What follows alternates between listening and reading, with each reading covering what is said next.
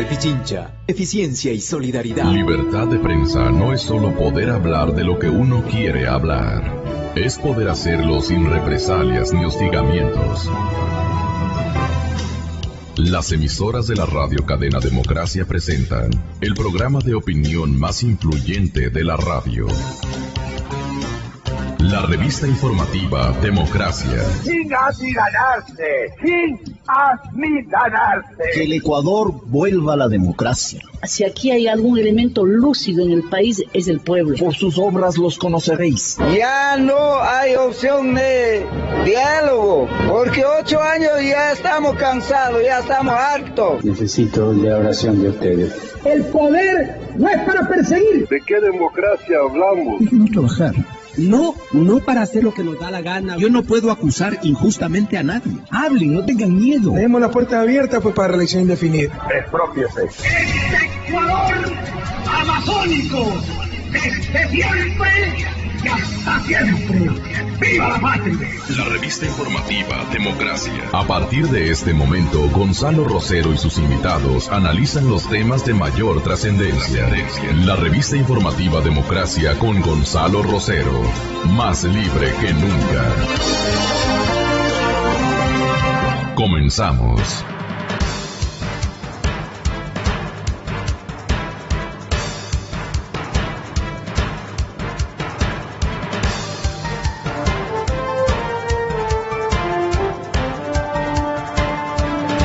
Buenos días con todos. Buenos días a mi invitado de primera hora, el señor ingeniero René Ortiz, exsecretario general de la Organización de Países Exportadores de Petróleo. El petróleo en el copete de la mayor parte de los rotativos de nuestro país y del mundo. Y del mundo porque alrededor de este insumo fundamental de las economías de todo el planeta está girando las propuestas, contrapropuestas, asesorías, pruebas al canto, están frenando un gasto, expandiendo impuestos, en fin. Yo creo que toda la gente tiene dificultades, ya por el ahorro que le significa a los no exportadores, o por la tremenda complicación de la que se nutren los exportadores de petróleo, más que todos los productores, ¿no? Tienen que diseñar otro tipo de presupuestos. Y el caso ecuatoriano es gravitante, es complicadísimo. El presupuesto mantiene la partida para sueldos. Eso sí es intocable en la administración del presidente Correa. Aquello de los gastos corrientes, que se llaman los gastos burocráticos, los gastos que señalan ayudas administrativas, gastos que tienen que ver con el sistema operativo del Estado, esos gastos no van a variar. De hecho, no han variado. Los mejores economistas, los mejores especialistas en materia fiscal, se dan cuenta claramente que el presidente de la República ha dicho, pienso yo, a mí no me tocan en absoluto el tema de los gastos corrientes, porque no los han tocado. En lo que estamos observando, y el pedido mayúsculo de todos los sectores ha sido, señor presidente, tenga la bondad de hacer recortes a sus gastos. Los gastos le atribuyen a él, y está bien atribuido, porque él es el que dice, cuidado me lo toques, ¿cómo se llama el señor ministro de Finanzas? Bueno, el uno. No me toques Fausto, cuidado me lo toques Patricio. Las disposiciones concretas, porque lo que nosotros hemos sacado en limpio o en blanco y negro, ¿sí? Es que no ha tocado y no ve necesidades de hacer recortes en el gasto burocrático, eminentemente burocrático. Ya les vamos a demostrar que aquello es cierto. El presupuesto mantiene la partida para sueldos. No le recortan ni $1. La anunciada optimización del sector público parece que no afectará a la plantilla del sector público. No es que parece, porque no faltan otras instancias. Ya el presupuesto y su proforma ya va a ser entregado a conocimiento de la Asamblea. La Asamblea ya va a hacer una serie de observaciones, pero en otros rubros. El tema de los sueldos y salarios, es decir, el tema operativo gigante del Estado ecuatoriano, no lo van a revisar bajo ningún punto de vista. ¿Y por qué será? Aquí hay cualquier cantidad de respuestas, ¿no? Es el partido político del señor presidente. Pues ahí está todo el partido político del señor presidente. Entonces, esta gente se va a retirar del movimiento y hoy más que nunca el presidente necesita de un movimiento fuerte. Ahora bien, vean ustedes, señoras y señores, que tenemos razón. El colega Martín Pallares escribió hace algunas horas que la presidencia del Ecuador tiene más empleados que la Casa Blanca. Y no es chiste. Estoy repitiéndoles, la presidencia de la República del Ecuador tiene más empleados que la Casa Blanca. Y se ha dado modos, Martín, de ir prolijamente desde hace algún rato, ir monitoreando, digamos, buscando información, y ha encontrado la siguiente, que ser generoso, que le veo bastante avejentado el señor expresidente Alfredo Palacio, que en uno de nuestros monitores comparece, y comparece para respaldar la decisión, es decir, que ha sido de él. No me arrepiento, dice, en el tema de Occidental. Ser generoso con dinero ajeno no solo es deshonesto cuando quienes lo hacen con funcionarios públicos, sino además perverso. La perversión radica en el axioma que dice dinero de todos, dinero de nadie. Cuando el gasto reposa en esa lógica, no existen ni responsabilidad ni ética, ni dolor frente al despilfarro. Pero la falta de responsabilidad no es la única manifestación de esa perversión. Hay también en el acto de disponer generosamente de los fondos públicos una insensibilidad, una grosería que no tienen perdón y que no debería merecer el olvido tampoco. Esa insensibilidad salta a la vista con ciertos datos con los que uno se encuentra de sopetón y se indigna, sobre todo cuando el país soporta una crisis económica provocada por la forma en que se gastaron los inmensos recursos de este boom petrolero que terminó. Entre esos datos están los que indican cómo se inflaron los presupuestos de ciertas dependencias del gobierno central. Veamos unos pocos, nos invita Martín Pallares. Las Emplades, por ejemplo, si en el 2012 tenía la ya impúdica cifra de 706 funcionarios. 706 funcionarios, las Emplades. En el 2014 se fue a 1021. Y Martín Pallares es un periodista muy serio. Él no se equivoca en un número. 2014 alcanzaba los 1021, aunque para el 2015 bajó a 815. Este momento deben estar con 815 funcionarios empleados o como se llame. ¿Cómo imaginar una Secretaría de Planificación, dice Martín, con un número de empleados que apenas unas poquísimas industrias en el Ecuador podrían llegar a tener? la acería Delca. Le pone de ejemplo. Esto es de hacer un trabajo prolijo de parte de un periodista de la categoría y de la confiabilidad de Martín Pallares. La acería Delca, señores oyentes, quizá uno de los centros industriales más grandes y exitosos del Ecuador, llega a tener 1.370 empleados, según datos del Banco Interamericano de Desarrollo del año 2014. Otro caso escalofriante es la Secretaría de la Administración. Según los directorios publicados por la misma institución en el 2013, tenía 268 funcionarios, lo que suena a todas luces desproporcionado. Bueno, pero si 268 funcionarios suenan exagerado para una institución que se encarga de establecer herramientas para aumentar la eficiencia en la administración pública. Resulta que en el 2014 tenía 446, según el directorio de ese año.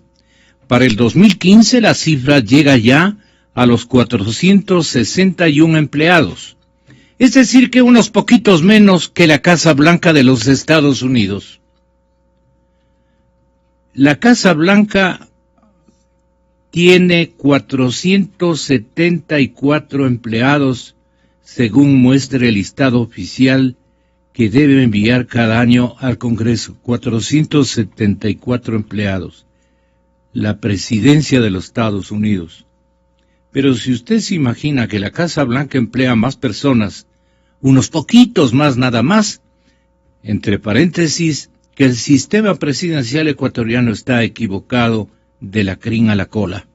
Solo la presidencia del Ecuador tiene, según su directorio del año 2015, 515 funcionarios.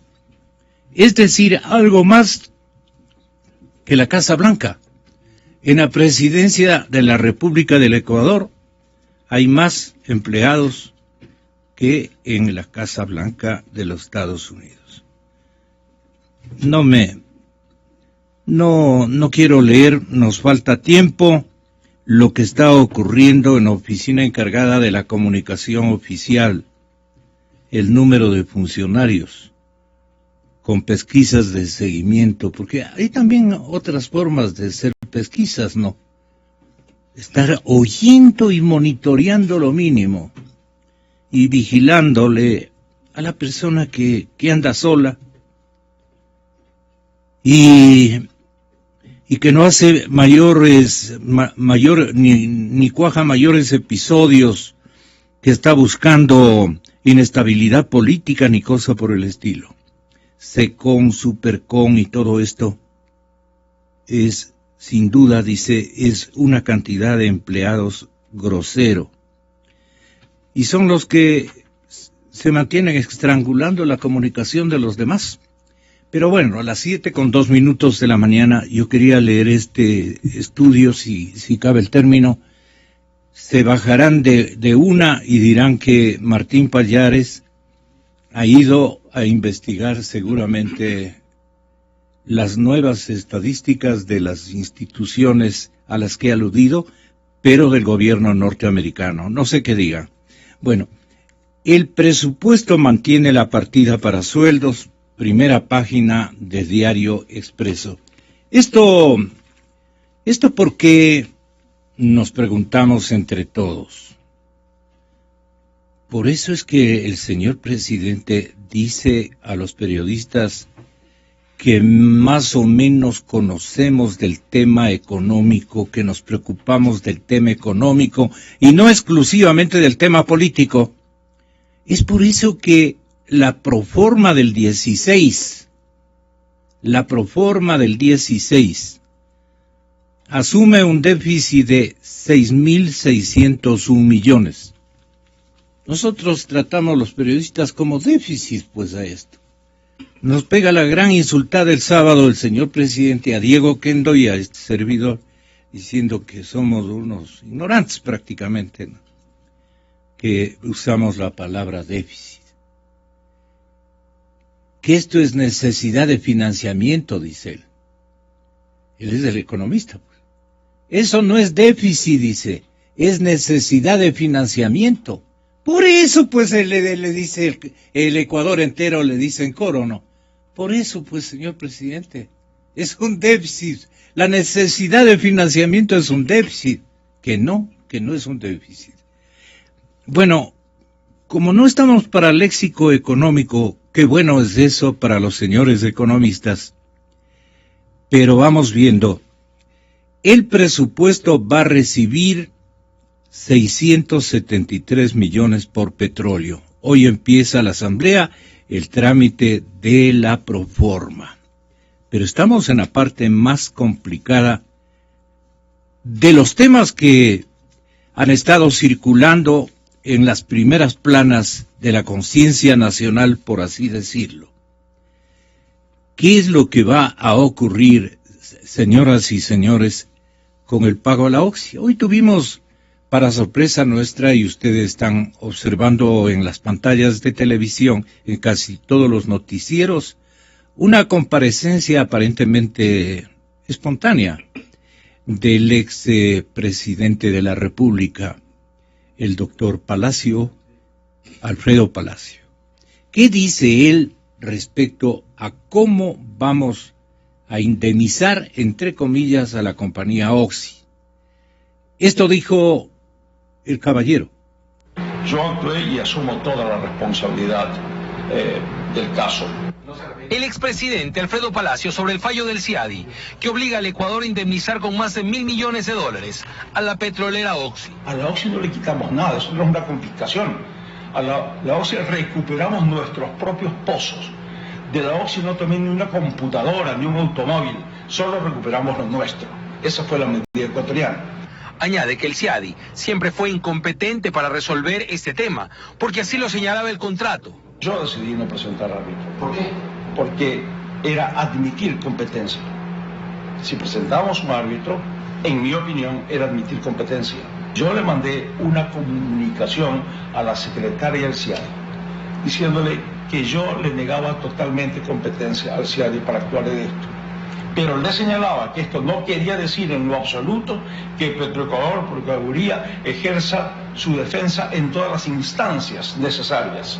El ministro de Energía de entonces, Iván Rodríguez, quien declaró la caducidad del contrato, sostiene que el fallo no fue unánime, porque uno de los 3 árbitros reconoció su incompetencia para sancionar a Ecuador.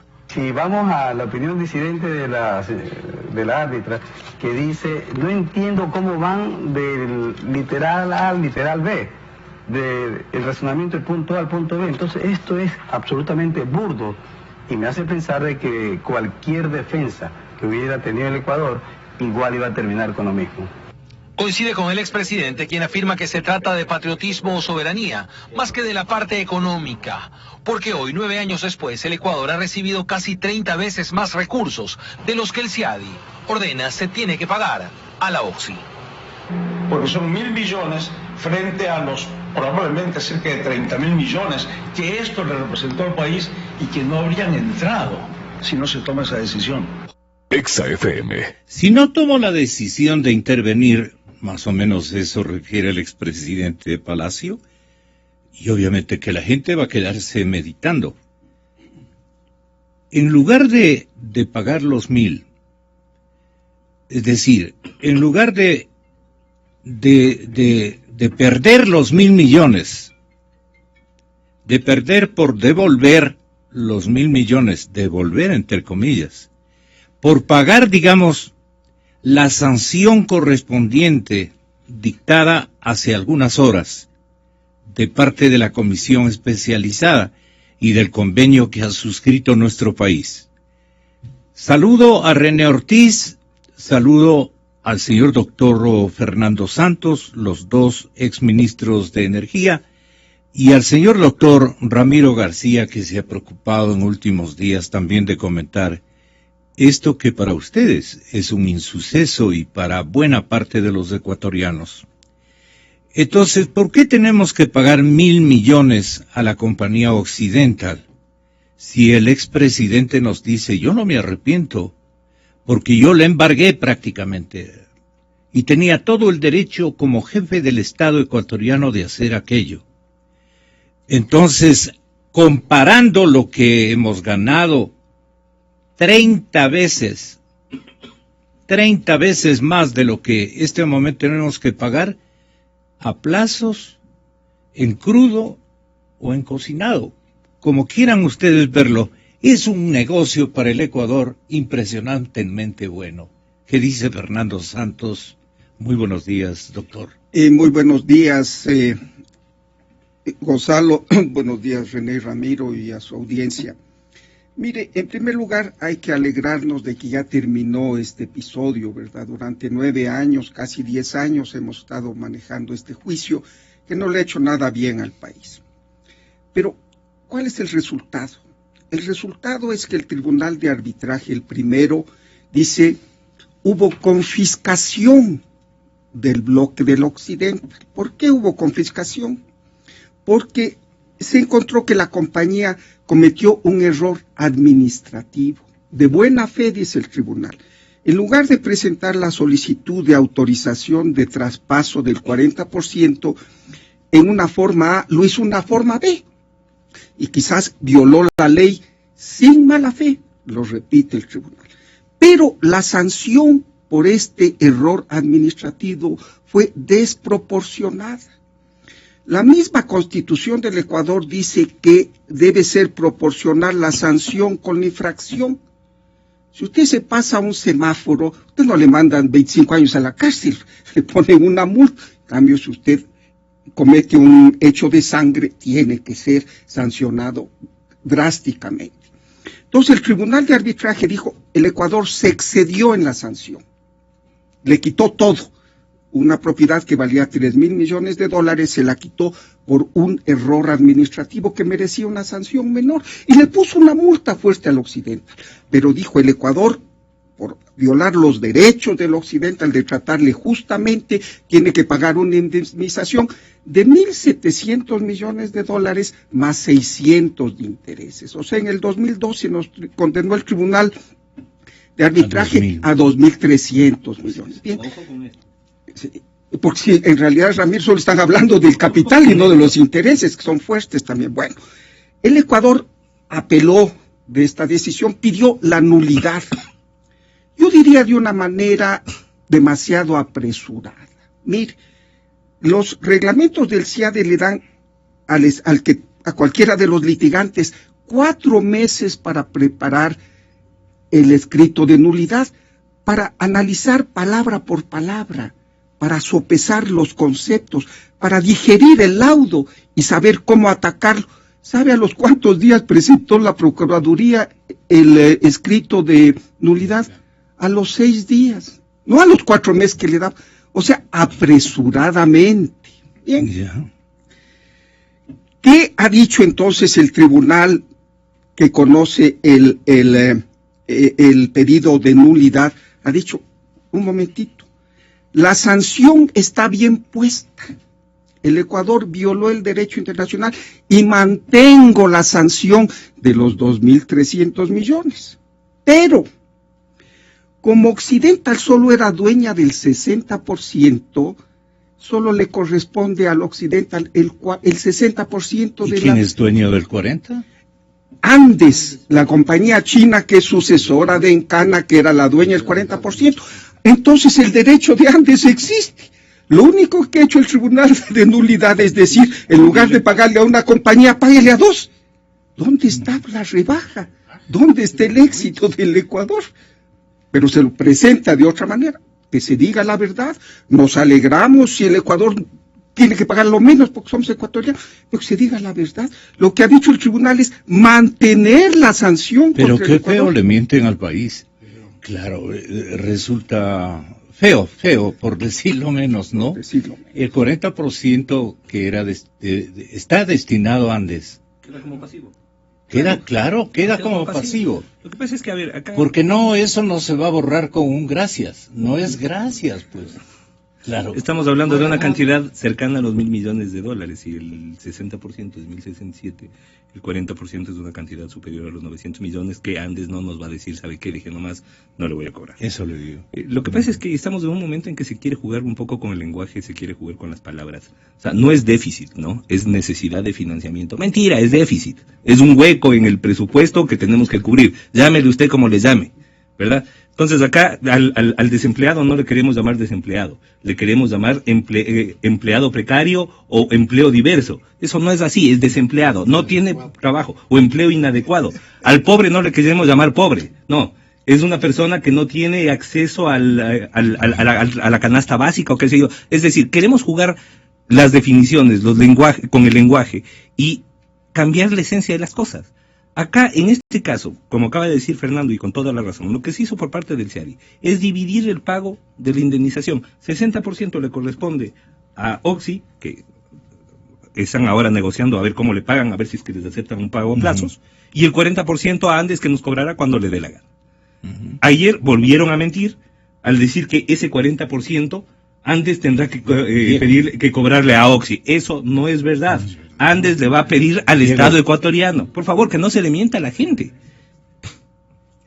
Entonces, estamos... El señor procurador Diego García, en Teleamazonas, estamos recordando, argumentaba, ¿por qué Ecuador, en primer lugar, no designó un árbitro?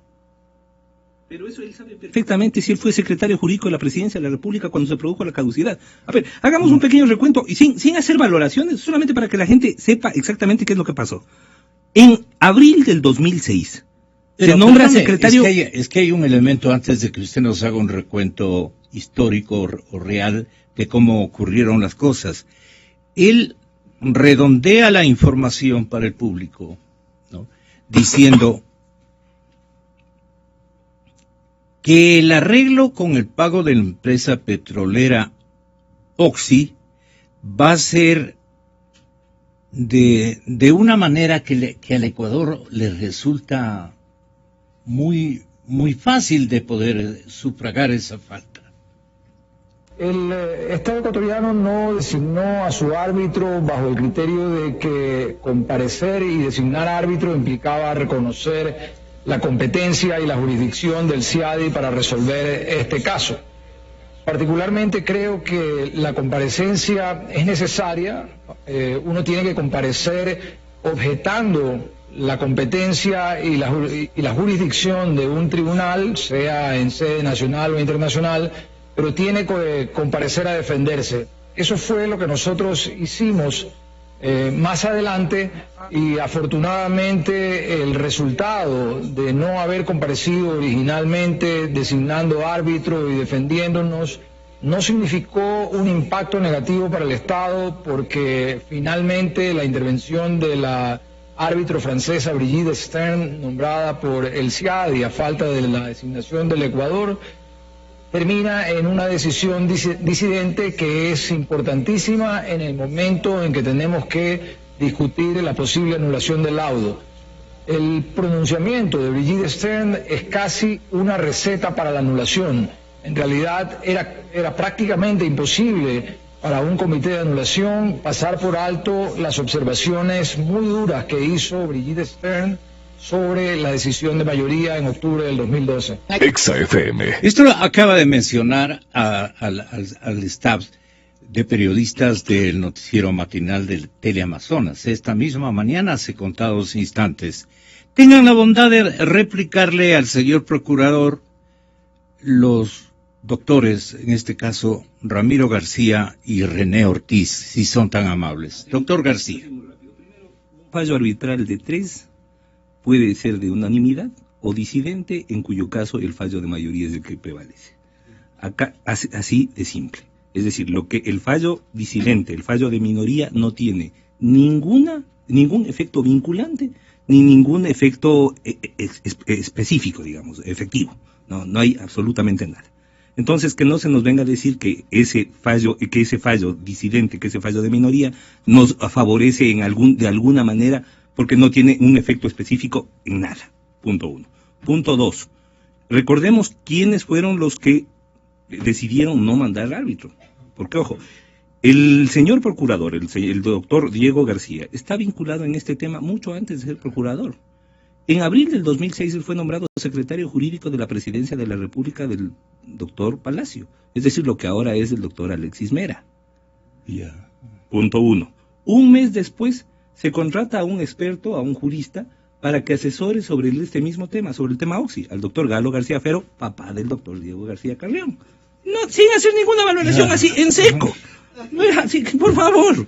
Luego, ojo, a ver, un ratito, en diciembre 14, el presidente electo, Rafael Correa, responde negativamente al procurador de entonces, que me parece que era el doctor José María Borja. Así es. ¿Verdad? Respecto al pedido de nombrar un árbitro para encarar la demanda planteada por la petrolera occidental Oxy, ya como presidente electo, todavía no en funciones, porque recién se posesionaba en enero, pero en diciembre 14, el presidente electo, quien además, ojo, mucho antes, en enero 17, como candidato, solicitó que se enjuicie por traición a la patria a aquellos funcionarios públicos que no toman una decisión en cuanto... ¿A quiénes se refería? A todos los funcionarios, entre ellos el ministro de Energía, que no tomaban la decisión de decretar la caducidad del contrato con Occidental. Entonces, que no se nos vengan a desmontar. Punto 1. Punto 2, que no nos vengan a decir que esto es una victoria. Creo que ya Fernando nos dejó clarito el tema. No es que nos han rebajado el 40% del pago, es mentira. Lo que hicieron es dividir el pago y decir el 60% páguele al Occidental, el 40% páguele a Andes. ¿Cuándo va a cobrar Andes? Cuando le dé la gana. Obviamente ahorita mantiene una relación contractual con el gobierno, seguramente estarán en conversaciones y esperarán, pero espérese un ratito, claro, llegará un nuevo gobierno. Oye, no cobres este momento, ayúdame aguántate un poco, espérate. Pero el pasivo está. Ayúdame a simular esto. Entonces es obvio que lleguemos a esa conclusión, ¿no? Insisto lo que dije en la primera entrega. Pero los chinos no le regalan $1 a nadie. Pero por favor, o sea, si hay alguien que no se deja ser chino, es el chino, perdóneme. Eso sí, así de sencillo. Ellos tienen clarita la película de en qué momento tendrán que exigir este pago. O sea, no hay perdón, no ha habido perdón. Pero en absoluto, porque de lo contrario, preséntenos un acuerdo, un convenio con Andes Petroleum, en donde Andes renuncie a ese 40% que le toca y que le ha establecido el CIADI. Ojo, eso esperaríamos, porque mientras no exista eso, ese pasivo se mantiene latente. Claro, perdón ingeniero, pero el señor procurador dice, hemos alcanzado, y todos los voceros de Presidencia de la República o del gobierno están manifestando que han alcanzado este triunfo de sensibilizarle a la Occidental, y cuán generosa aquella empresa norteamericana que les ha dicho, bueno, ya les bajo el 40%. Y ahora nos dicen ustedes que no hay tal rebaja, pues, que ese 40% nos van a cobrar los otros accionistas, ¿o no es así? Correcto.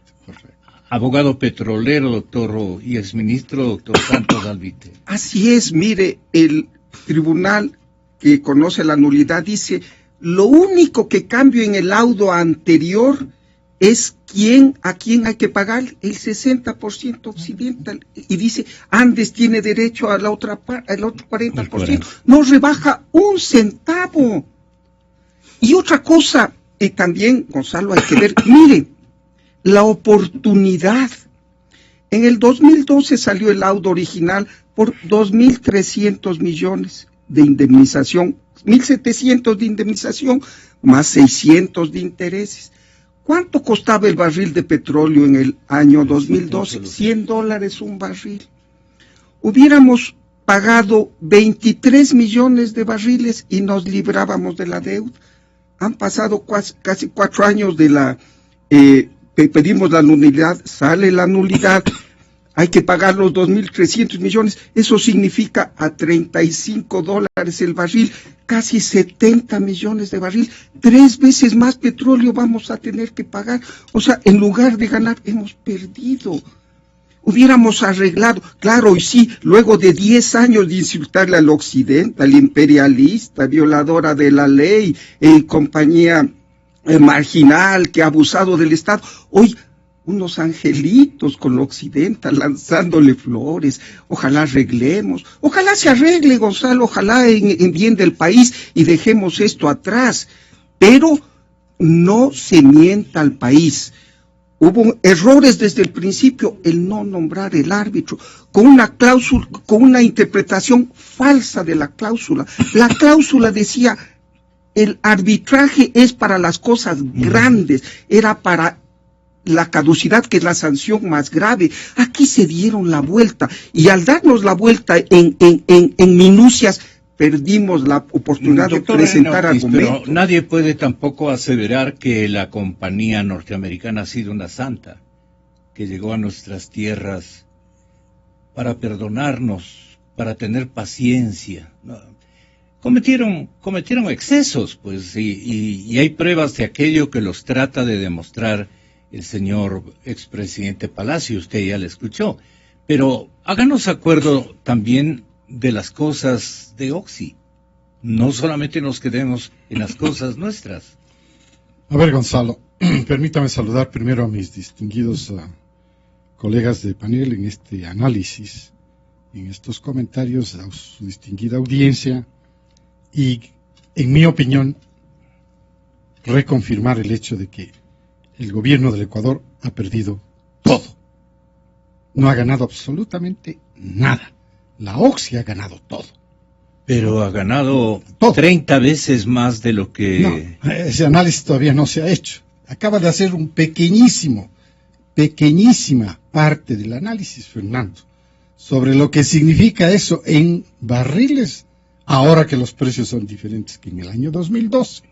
Es decir, como dice José Hernández, esta fanfarronada, a la final la tenemos que pagar los ecuatorianos. Punto.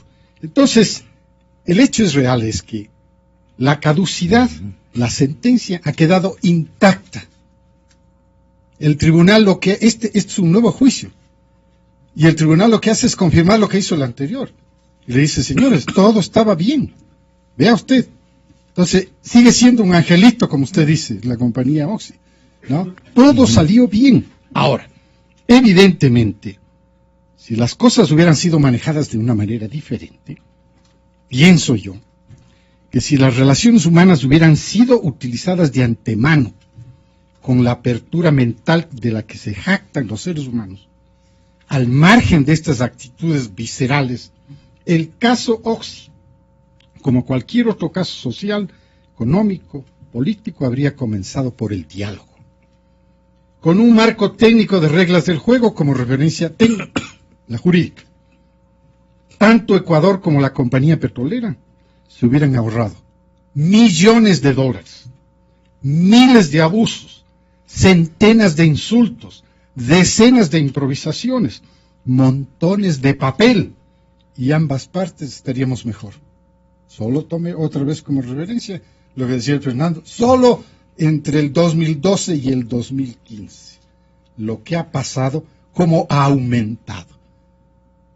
Gonzalo, 160 millones de dólares aproximadamente se ha gastado el gobierno en este caso, que podía haber sido realmente manejado de otra forma. Como muchos otros casos, pudiera haber sido técnicamente priorizado y no politizado. Y entonces habríamos tenido nosotros mejores resultados, ¿no? La compañía Oxy, en realidad... es decir, no hubiéramos perdido el laudo. Nada, no hubiéramos perdido nada, hubiéramos ganado todo. Vea usted me estaba pidiendo algo sobre Oxy. Sí. Para mí Oxy es un ícono de la modernidad tecnológica, ambiental, social en el Ecuador. Se introduce como tal. Es parte de todo un proceso en el que se introduce una escuela para Petroamazonas. Para todos, pero si Petroamazonas... aquello, ¿no? Mire, cuando Petroamazonas, por orden del gobierno, dice que tiene que asumir la operación de Oxy, no toca absolutamente nada. A propósito. A ver, un ratito. No toca nada. El 2 de noviembre decía en Twitter el señor presidente de la República, llegó laudo Oxy. Logramos nulidad del 40%, laudo original, es decir, 700 millones menos. Pero nos ordenan pagar cerca de 1,000. Tratan la caducidad por incumplimientos legales como confiscación. otro atentado a nuestra soberanía. Y el presidente Palacio dijo esas palabras. Igualito, ¿no? Confiscamos, dijo él, confiscamos. El presidente Correa no le da ese nombre, dice, logramos nulidad del 40% del laudo original, es decir, 700 millones menos, pero nos ordenan pagar cerca de 1,000. Tratan la caducidad por incumplimientos legales como confiscación. Si el presidente Palacio lo acepta, así ha de ser, pues. Otro atentado a nuestra soberanía. Ya hemos presentado una propuesta a Oxy, y con el laudo definitivo continuaremos negociando. Otra obra más de los tratados firmados en la larga y triste noche neoliberal. Sigue con la triste noche. Vamos con el señor presidente Palacio. Yo actué y asumo toda la responsabilidad del caso. ¿No se arrepiente? Ahí en lo absoluto, lo volvería a tomar. A la OXI no le quitamos nada, eso no es una confiscación. A la OXI recuperamos nuestros propios pozos. De la OXI no tomé ni una computadora, ni un automóvil, solo recuperamos lo nuestro. Esa fue la medida ecuatoriana. Yo decidí no presentar árbitro. ¿Por qué? Porque era admitir competencia. Si presentábamos un árbitro, en mi opinión, era admitir competencia. Yo le mandé una comunicación a la secretaria del CIADI, diciéndole que yo le negaba totalmente competencia al CIADI para actuar de esto. Pero le señalaba que esto no quería decir en lo absoluto que Petroecuador, Procuraduría, ejerza su defensa en todas las instancias necesarias. Porque son 1.000 billones frente a los probablemente cerca de 30.000 millones que esto le representó al país y que no habrían entrado si no se toma esa decisión. Exa FM. ¿No ingresaría la institución jurídica de la remisión? Le pregunto a usted, doctor, la remisión, es decir, entonces que... Yo creo que estos dos distinguidos abogados le dejemos para más luego. Capacidad. Continúe usted entonces. Pero lo que sí me gustaría recordar a la ciudadanía es lo siguiente. Con la operación de la compañía Oxy, decía yo, se introduce una nueva modalidad de trabajo. Es la primera compañía que crea una unidad especial de antropólogos, de sociólogos, ambientólogos, ecólogos, gente distinta de la industria petrolera para manejar el relacionamiento con las comunidades, para manejar el tema ambiental. Se introduce una operación helitransportable, que es una operación que se utiliza normalmente en operaciones costa afuera, mar afuera. Aquí es el mar verde, hay que protegerlo como un mar, al verde también. Se introduce, aparte del oil y transportable, un sistema de perforación horizontal que también se utiliza en costa afuera, mediante la cual de una misma plataforma se pueden perforar hasta 15, 20, 30 pozos sin hacer un solo daño ambiental, un impacto ambiental. Se introduce un nuevo sistema de transporte por oleoducto mediante doseles cubriendo la forma de la selva, de tal manera que no se interrumpa el paso normal de las especies que están en la selva. Vea, hay tantas cosas que se introdujeron. Pero también, doctor, con todo el respeto a los tres y al resto, de lo que yo recuerdo también la contratista se benefició de la mezcla total de los crudos, y eso es ilegal, era ilegal y sigue siendo ilegal. No.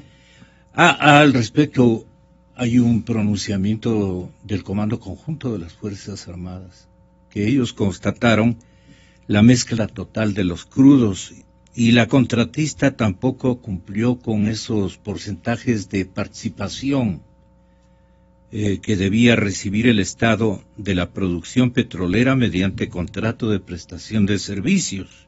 Gracias. Y otra violación a través del examen de auditoría que realizó la Contraloría, detectó este organismo estatal que la contratista no pagó el valor de la tarifa que estipulaba el contrato de participación del transporte de petróleo por el por el SOTE.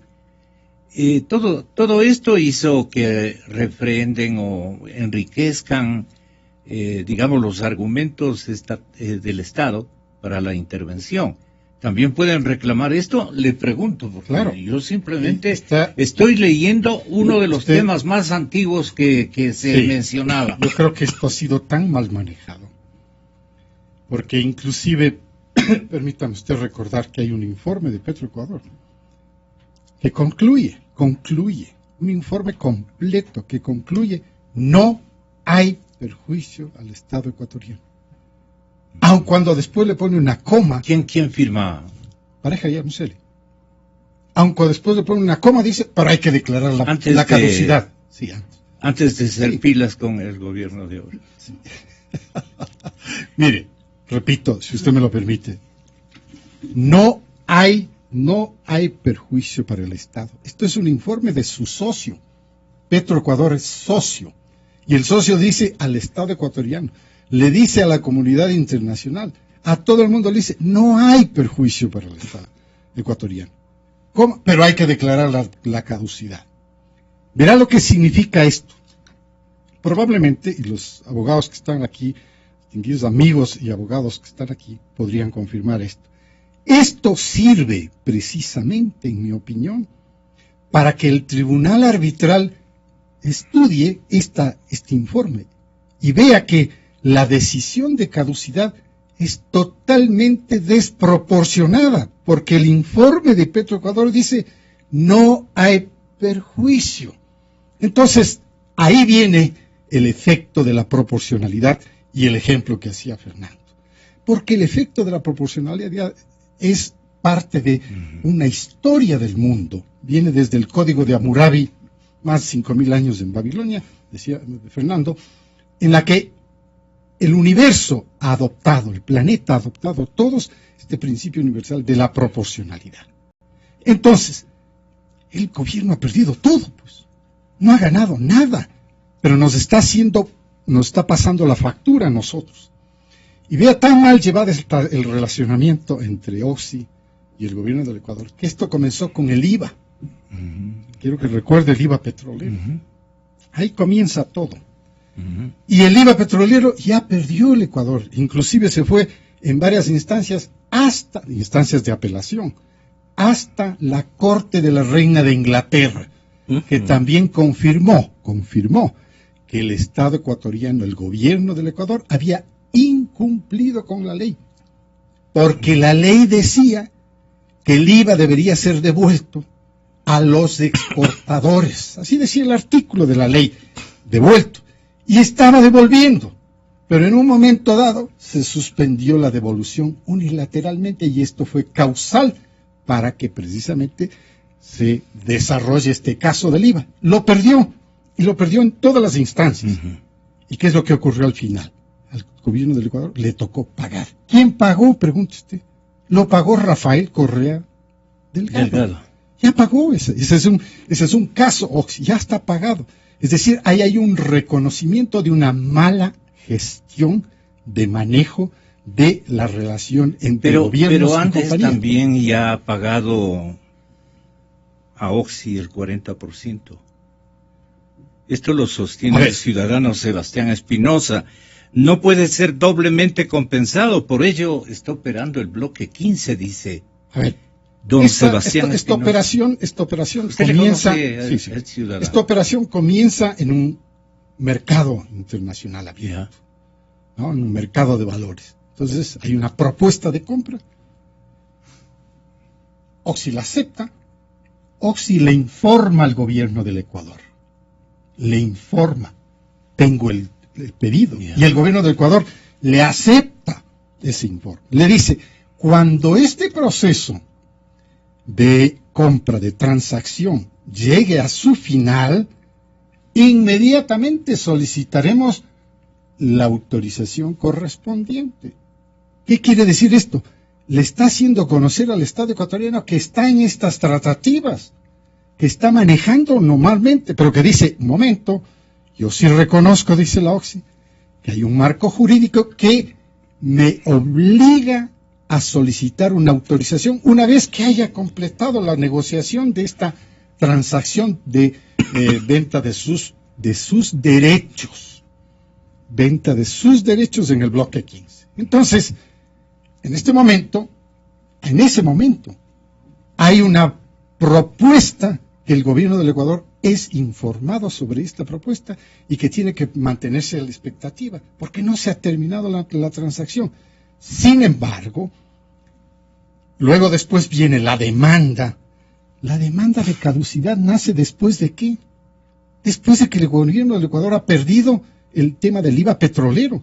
Da la impresión de que se fabricó todo esto como una especie de castigo, ¿no? Nos ganaron y ahora te vamos a demandar por algo. Pero se equivocaron. Los funcionarios que manejaron el caso, como fabricaron el caso, se equivocaron. ¿Por qué? Porque dentro de la misma función ejecutiva está la compañía petrolera estatal Petroecuador, que dice no hay perjuicio. Y sin embargo, se tomaron esas decisiones. O sea, prevaleció la politiquería por encima de la técnica. La técnica jurídica decía que no es proporcional. La técnica jurídica decía que esto es un abuso. La técnica jurídica de cuidado con la confiscación. Es decir, se le están dando todas las advertencias y sin embargo toman la decisión. Esto es negligencia. Culposa. Usted me estaba pidiendo una respuesta, pero a mí se me ocurre que esto es negligencia y dolosa.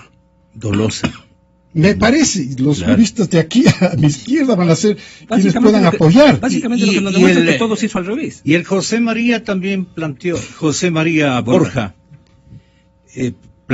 señaló que había habido 8 infracciones de parte de... Permítame explicar una.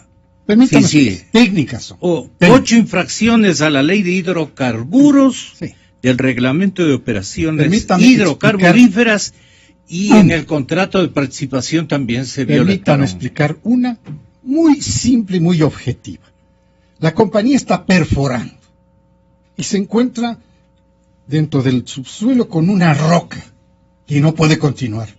Tiene que desviar el pozo. Entonces solicita una autorización para desviar el pozo. Pero el gobierno nacional, a través de la Dirección Nacional de Hidrocarburos, puede tomarse el tiempo que se toma, y en efecto se tomaba. Pero la compañía, en cambio, tiene que pagar todos los días el taladro. Y si el taladro cuesta $50,000, $250,000, no puede esperar a que el gobierno nacional, a través de la dirección, le dé la respuesta a esta desviación técnica. Todas estas son desviaciones técnicas. Esto es normal en la industria. Y por eso prefieren las compañías pagar la multa a esperar y seguir pagando, en cambio, el costo del taladro sin trabajo, sin hacer su trabajo. Entonces, normalmente la desviación se tiene que hacer, es técnico. Tengo que salir del problema. Entonces se hace y después viene la multa y se paga la multa. Pues, no, pues se paga. Entonces, este tipo de... Doctor García. De apreciaciones totalmente técnicas fueron mal interpretadas. Creyeron que esto era la razón de ser para juzgar a una compañía como la Oxy y cargarle con todo el peso de una resolución como es la caducidad y la confiscación. Y esto los jueces, otros terceros imparciales, miran el caso y dicen, vamos, ¿qué pasó aquí? ¿Qué desproporcionalidad? Pero ese es un tema técnico, es un tema administrativo. Podía haber sido sancionado con una multa y hubiéramos eliminado todo esta cadena de problemas que nos ha costado 160 millones de dólares.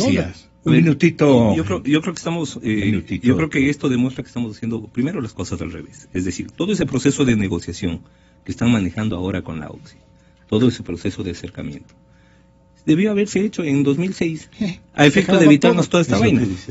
¿Verdad? No estamos, justamente lo que dijo René, estamos haciendo las cosas exactamente al revés. Entonces entramos con una posición más que de fuerza, de arbitrariedad. Es decir, aquí bajo el argumento, un argumento al que yo siempre le he tenido mucho temor, porque a costa de eso se han cometido las peores atrocidades en la humanidad, el tema de la soberanía. ¿no? Además, una soberanía entendida desde la perspectiva del siglo XVI, de la soberanía westfaliana absoluta, ¿no? Es decir, nosotros casa adentro podemos hacer con nuestros ciudadanos y con nuestras cosas lo que quiera. Lo mismo que dijeron los nazis en su momento, no se metan con nosotros casa adentro podemos... ¿De qué siglo es lo que defiende el señor presidente? Siglo XVI, la paz de Westfalia. No, el señor presidente, la soberanía de qué siglo... No, eso le digo, él cuando habla del siglo, cuando habla del socialismo siglo XXI, a veces nos retrotrae a conceptos del siglo XVI o XVII, como cuando nos dice que hay que superar a Montesquieu, pero quiere superar a Montesquieu yéndose un siglo antes, donde no había división de poderes, es decir, yéndose a Luis XIV. Entonces,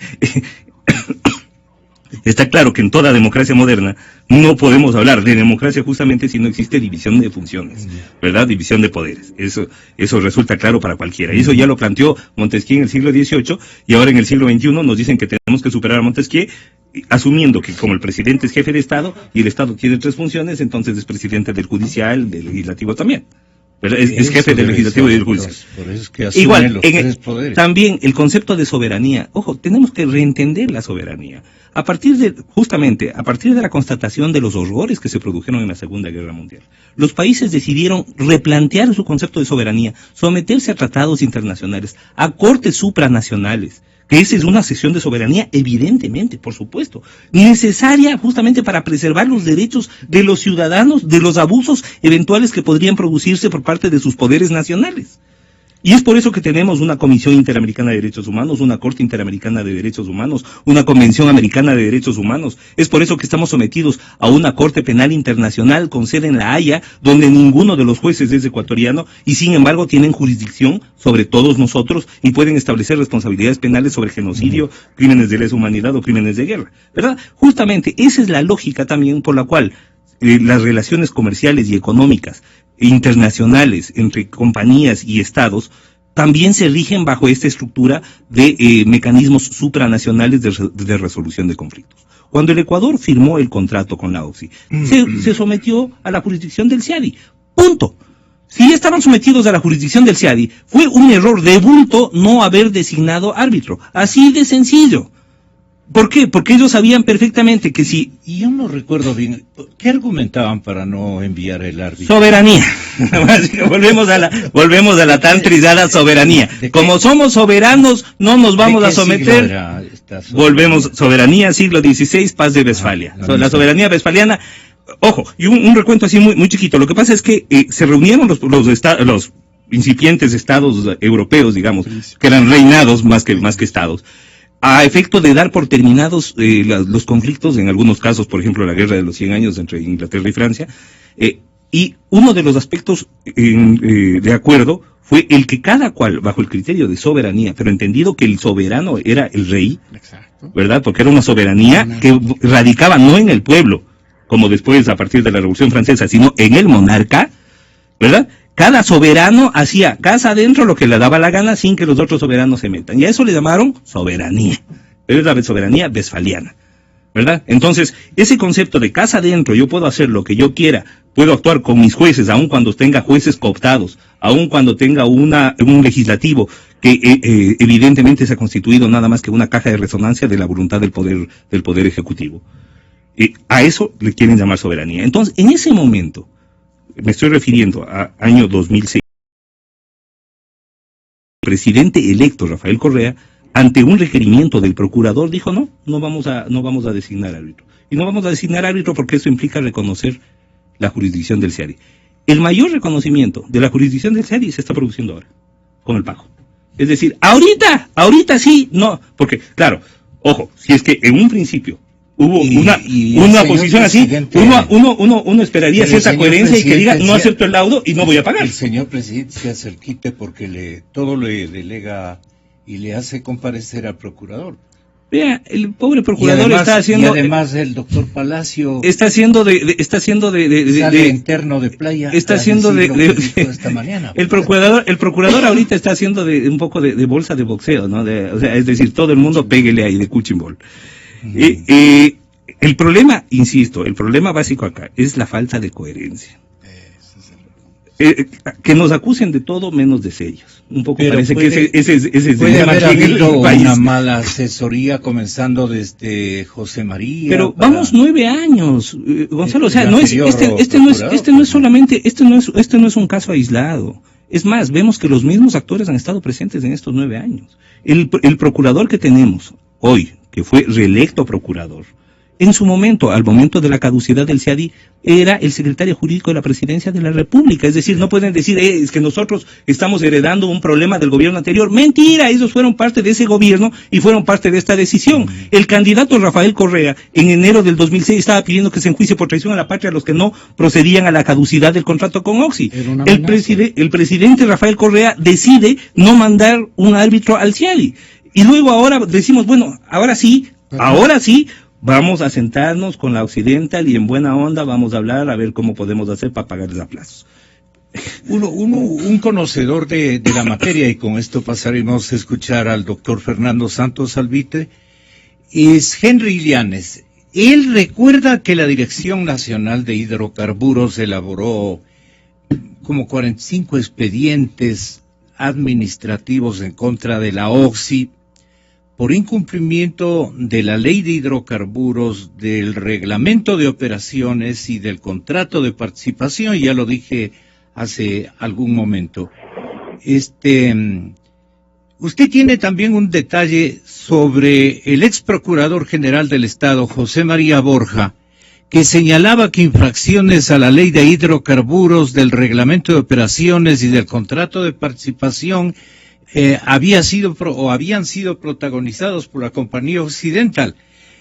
Puntualmente, ¿qué recuerda usted? ¿En qué instancia, en qué trance se cometieron los errores estratégicos o de adrede para desconocer o sacar el bulto o disimular o simplemente favorecer con argumentaciones que hoy nos están pasando a manera de letra de cambio o de cheques sin fondos? A ver, Henry Llanes, en Cadena Democracia, exparlamentario, muy buenos días.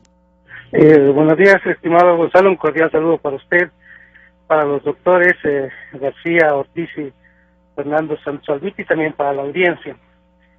Yo diría que este es el resultado de un manejo politiquero electoral para captar votos, que lo hicieron en el año 2006, responsable, porque este caso nunca se lo debió llevar a la arena política, a la arena electoral, porque al verlo llevado a la arena política sucede que el Banco Mundial, a través del CIADI, a través del Tribunal Arbitral, políticamente nos ganó el laudo, pero jurídicamente habían hechos contundentes para aplicar la caducidad.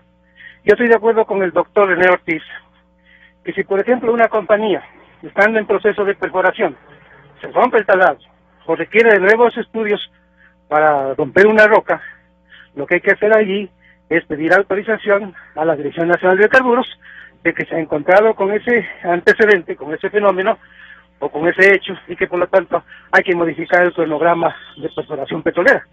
Pero eso no hicieron.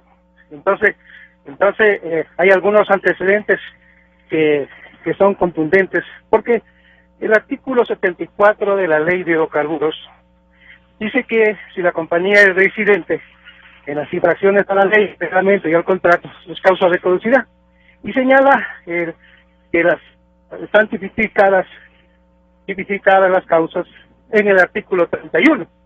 En el artículo 31 de la ley de hidrocarburos hay casi cerca de 30 literales, casi todo el abecedario, en donde se señala que en caso de que las compañías cometan infracciones, es causa de caducidad. Y a la firma del contrato, la compañía Oxy, en 1985, en el gobierno del ingeniero Pérez Cordero, que suscribió el contrato de prestación de servicios, sabía las reglas de juego, sabía el marco legal que estaba vigente en el Ecuador. Y déjeme decirle, Gonzalo, que en el contrato de prestación de servicios en los años 90, la compañía tenía que entregar al Ecuador ser partícipe en el contrato de prestación de servicios de un ingreso neto del 27%.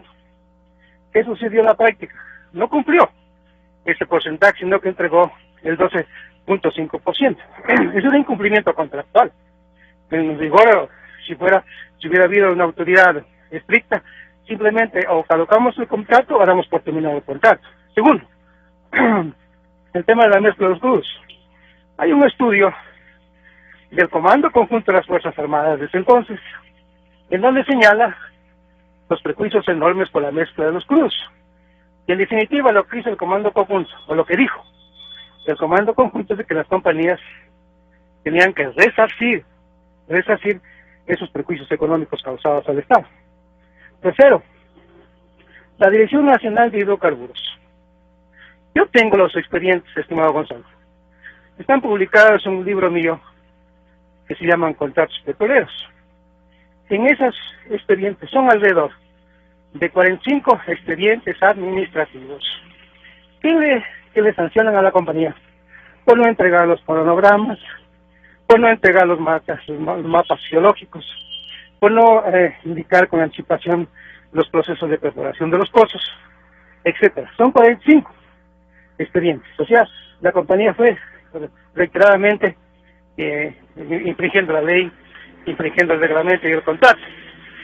Finalmente, en agosto del año 2004, el doctor José María Borja le manda una carta al ministro de Energía de Minas de ese entonces, al ingeniero López, Eduardo López, de la compañía Serpectec en ese entonces. No sé si sigue haciendo, pero esa compañía sigue contratando con el Estado ecuatoriano. ¿Qué sucedió? El doctor José María Borja Gallegos le comunica al ministro López, dice: señor ministro, yo le adjunto a usted 8 expedientes de la manera reiterada que la compañía Oxy reincide en las infracciones a la ley, al reglamento y al contrato. Aparte, le dice el doctor José María Borja, de haber entregado, sin previa autorización del ministro de Energía y Minas, o de haber transferido los derechos y obligaciones del contrato de participación a la compañía Citinvest. Y como todos sabemos, al no haber pedido previamente esa autorización, es causa de caducidad. Entonces, en términos jurídicos, los abogados saben que habían pruebas más que suficientes para sostener la caducidad del contrato en términos jurídicos, y que para el efecto, como digo yo en el boletín de prensa, se debió nombrar a un abogado experto en contratación petrolera, en liquidación petrolera. Usted lo tiene al frente, estimado Gonzalo. Me refiero al estimado amigo doctor Fernando Santos Albici. Él hubiera jugado un rol trascendente en el tribunal arbitral. ¿Por qué? Porque era ecuatoriano, porque conocía este país, porque conocía la liquidación petrolera, porque conocía los contratos petroleros. Dos más señalo: el doctor Luis Arauz, el doctor Luis Calero, para mencionar los tres. Ellos hubieran y se lo hubieran puesto de su lado al ingeniero Alberto Segovia Chica, un hombre de profunda ética y calidad moral en este país, hubieran desempeñado importantísimo en el tribunal arbitral, cuya omisión, cuya culpa la tiene el economista Rafael Correa. ¿Por qué? Porque él en campaña electoral le dijo al doctor Palacio que no nombre al juez, porque de acuerdo al convenio le correspondía a las partes, por un lado Oxy nombrar al juez, por otro lado el Ecuador nombrar al segundo juez, y en tercer lugar al CIADI nombrar el tercer juez. ¿Qué hizo el Ecuador?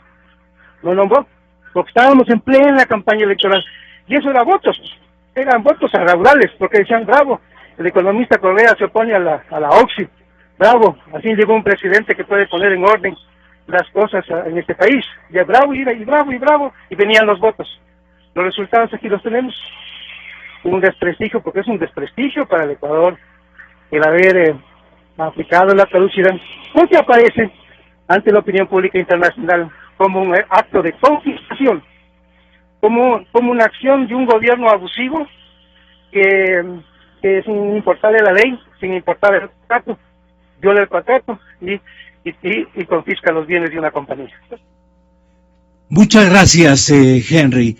Yo, doctor, por motivos de tiempo y mil perdones, pero ya estaba terminando todo el contexto, de hacernos advertir el invitado telefónico, el respetable Henry Llanes. Doctor Fernando Santos, ¿qué ha buscado disimular el presidente de la República en su protagonismo?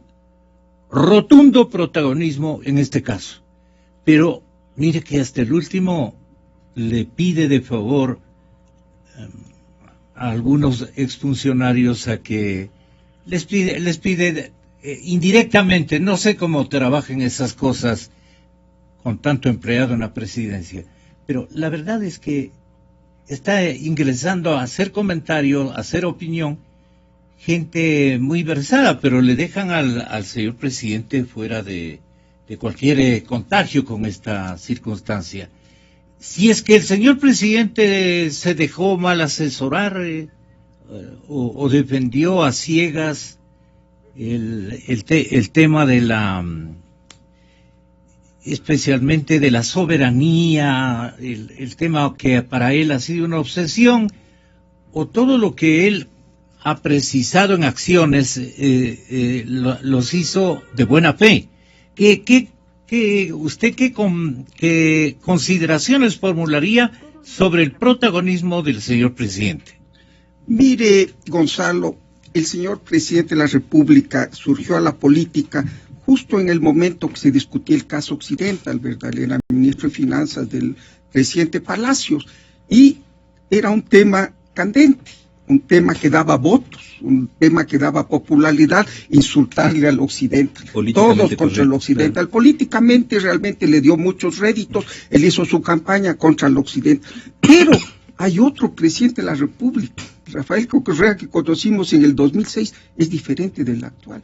Hoy es un presidente lo más magnánimo, lo más amigable con los intereses americanos, con el Fondo Monetario Internacional. Él sabe que si mantenía la posición original del 2006 de negarse al arbitraje, de satanizar el arbitraje, de decir no lo cumplo, el fondo le iba a decir cuidadito. No estamos hablando de dos presidentes de la República, Rafael Correa del principio del 2006 y el de hoy, un cambio de 180 grados. Pero quiero decirle una cosa, Gonzalo, que no podemos dejar pasar.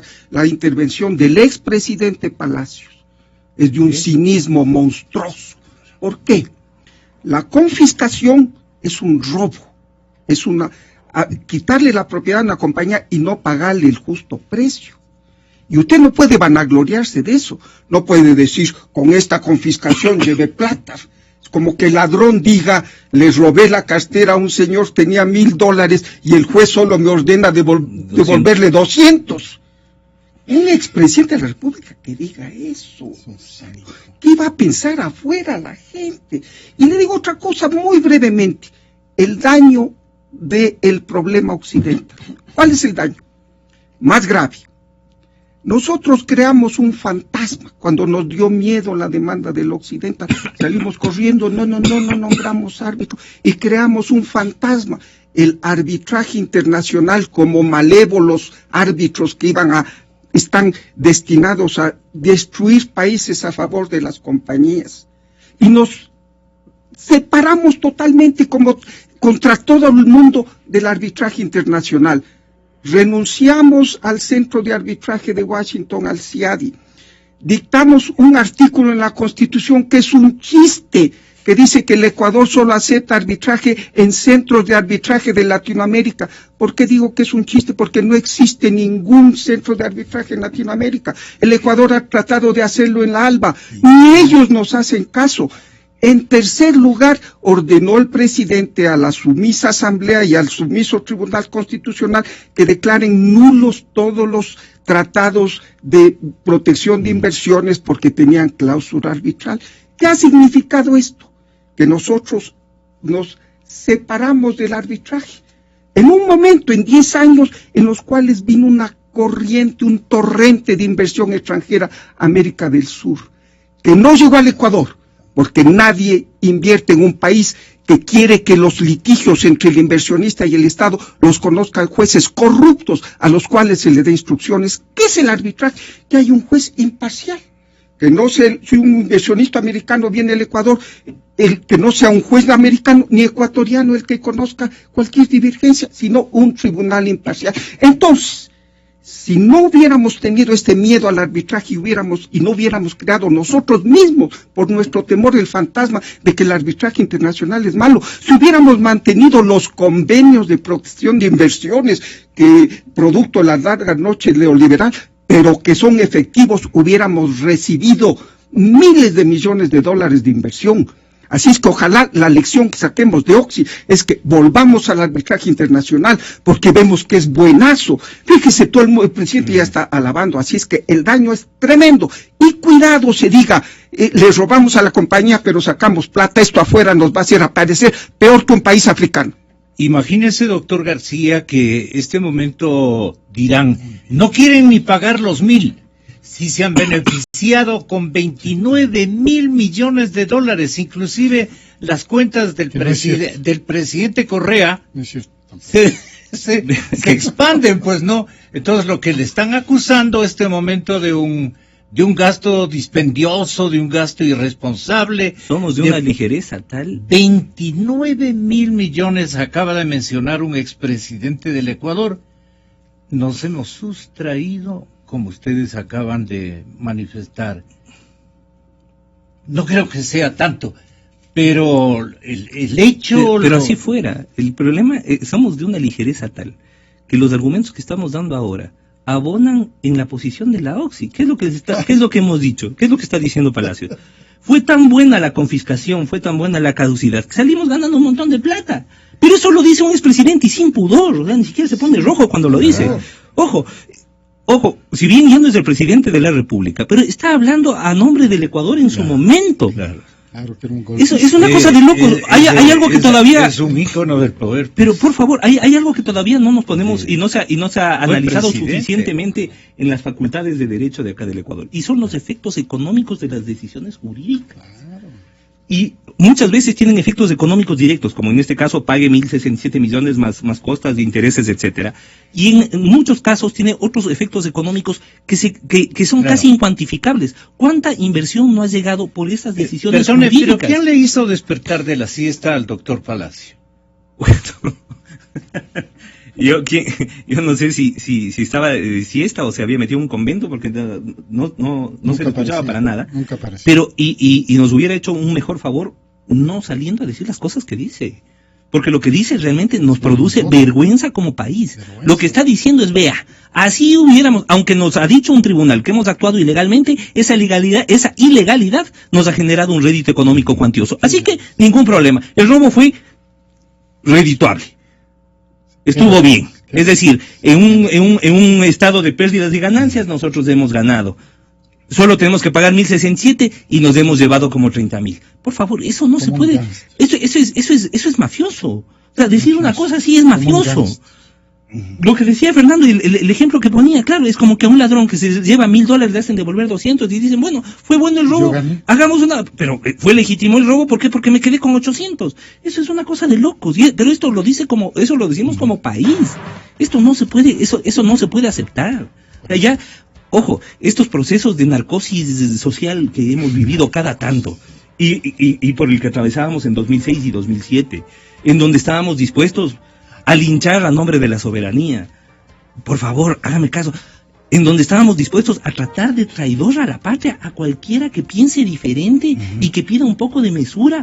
Por ejemplo, por decir las cosas que nosotros hemos dicho hoy, nos hubieran dicho traidores, vendepatrias, traidores a la patria, entreguistas a las potencias extranjeras, por decir, vea, ¿sabe qué? En lugar de tomar una decisión tan radical como caducar, como declarar la caducidad del contrato, sí converse, llegue una decisión de sanción, si hubo faltas, sancione drásticamente, pero hágalo con la proporcionalidad del caso, de manera que después usted no tenga que verse enfrentado a un proceso jurídico con consecuencias económicas. Pero, insisto, los 1,067 millones es, en esto, desde mi punto de vista, lo de menos.